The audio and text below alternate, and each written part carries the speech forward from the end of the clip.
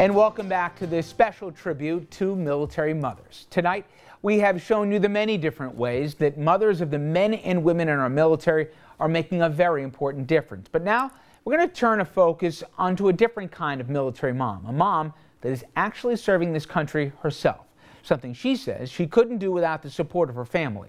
Carolyn Rowe joins us with more. Well, Rich, Master Sergeant Corinne Lombardo has two missions, a mission to serve her country and a mission to be a great mom.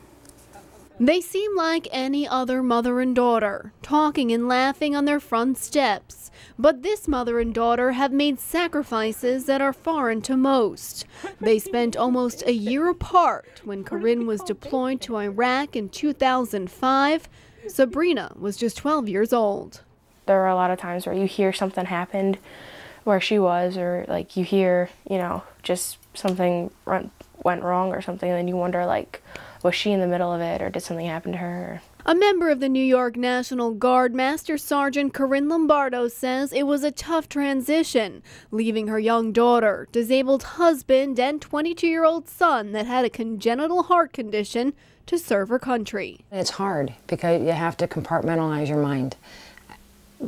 My focus there has to be on what my soldiers are doing, what I'm doing, keeping myself safe, making sure that I have my weapons and my gear, and that I'm focused on what I'm doing every day, not worrying about whether or not my family is getting to the grocery store. And while she was in a war zone, tragedy struck at home. Her son Paul died of a massive heart attack. Finding out later on, he knew his condition had deteriorated but didn't tell his mother so she wouldn't worry and could concentrate on her soldiers and coming home safe. He sent me a letter for Memorial Day, emailed me a letter asking me to thank all the soldiers, and he identified that he would prefer to be in the military, but he can't do the job that we do, and just how proud he was of all of us that were there. Paul also telling his mother he's grateful for the freedoms he has as an American. Corinne says she continues to serve her country so her daughter and granddaughter have those freedoms, serving overseas so they can be safe at home.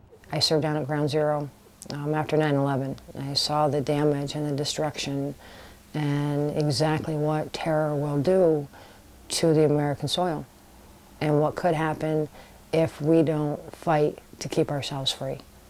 And that's something that I never want to see our families or our children ever go through. So if we take the fight somewhere else, then I'm more than happy to do that than to even conceive of what it would be like if we had to do that here. Now Sabrina says she looks up to her mother, admires her strength, and is proud of her for the job she does for her country and the job she does as her mom. Rich? Well, you know what? I want to say great job all the way around, and I know how much it means to the families that they get the recognition not only the soldiers really richly deserve, but as you point out, so much the families are giving as well.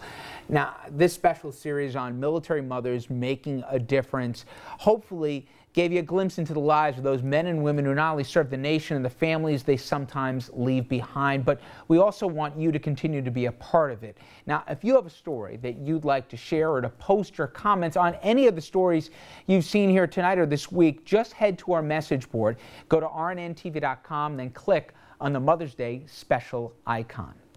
Coming up next, everyone, a quick check of all your headlines. Please stay with us. Hi, my name is LLEWELLYN. I'm here stationed in Kalamazoo, Iraq. I would like to say Happy Mother's Day to my mom, Judith Llewellyn, in Brooklyn, New York. Happy Mother's Day, Mom. That is PFC Morrison from 95th Engineer Sapper Company. I'd like to give a Happy Mother's Day to my mother, Mika Burrell, back in New York. And I love you. I'll be home real soon. Give my daughter a kiss for me.